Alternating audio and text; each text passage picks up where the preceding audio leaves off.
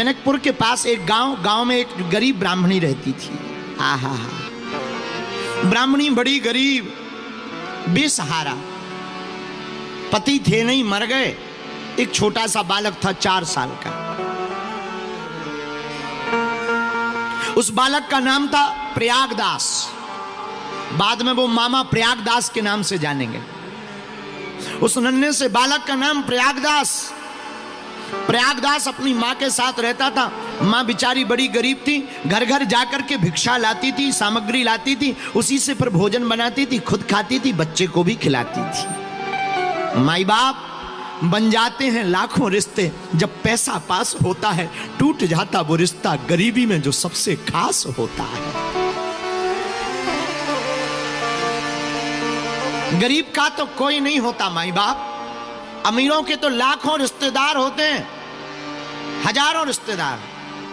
गरीब का तो भगवान भैया केवल परमात्मा होता है, केवल परमात्मा।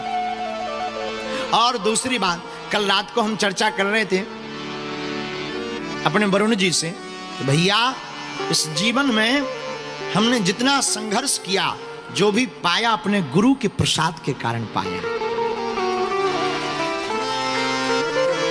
और एक बात बोले, बुरा मत मानना कोई, माई बाप ये जितने भी मंच होते हैं ना, जितने भी स्टेज होते हैं, इन पर कभी गरीबों को चढ़ने नहीं मिलता है।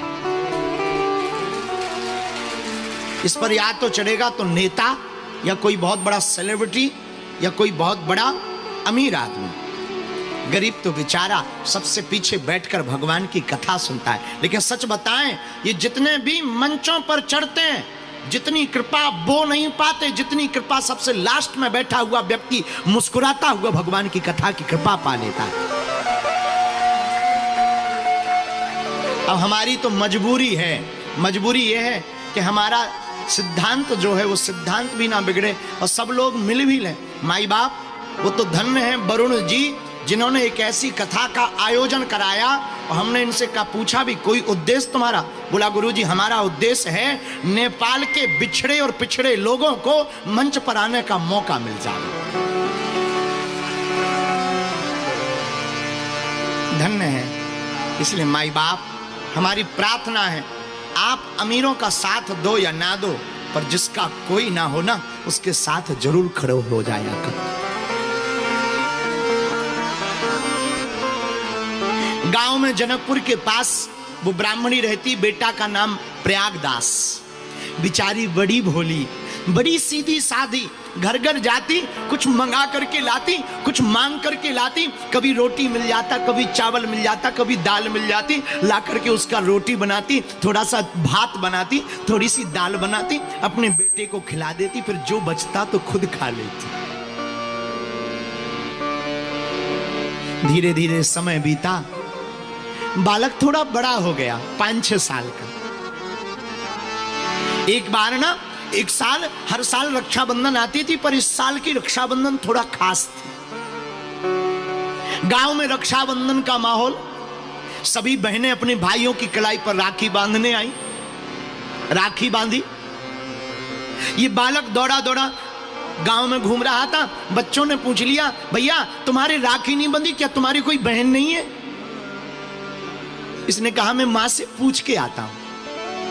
भागा भागा घर आया, माँ मुझे एक बात बताओ, क्या सबकी बहनें हैं, क्या मेरी कोई बहन नहीं है? मेरी हाथों की राखी नहीं बंधी, सबकी कलाइयों पर राखी है, मेरी कोई बहन नहीं है क्या? क्योंकि मेरी कलाई सुनी है, सब बच्चे मुझको चिढ़ा रहे हैं। माँ को आंखों में आंसू आ गए। क्या बोल दे बेचारी माँ। माँ तो सब जानती थी।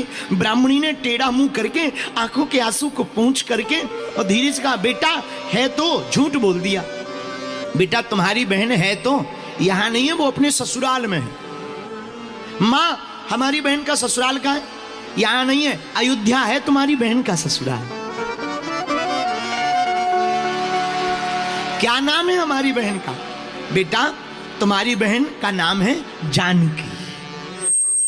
जानकी तुम्हारी बहन है, ससुराल है अयोध्या में, बहुत बड़े घराने में शादी हुई है ना, इसलिए उनको आने में थोड़ा दिक्कत होती, काम बहुत होते ना, इसलिए वो आई नहीं। ऐसा झूठ मूठ का बच्चे को बता दिया। माँ मैं तो बहन के पास जाऊंगा, हम राखी बनाने जाएंगे, लोग हमें चिढ़ाते हैं बच्चे, हम राखी बना के आ जाएंगे।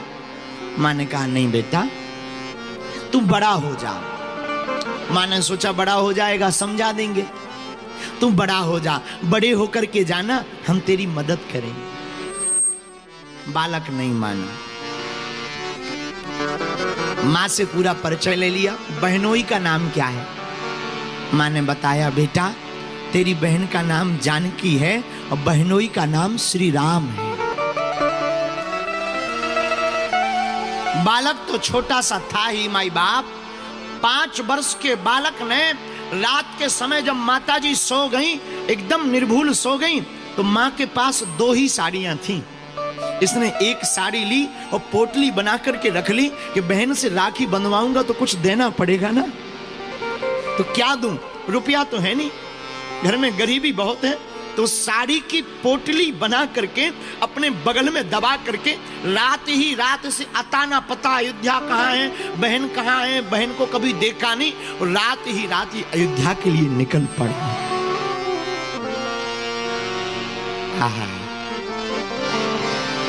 स्वामिनी सियाजू हमारी फिकर हमें काहे की, स्वामिनी सिया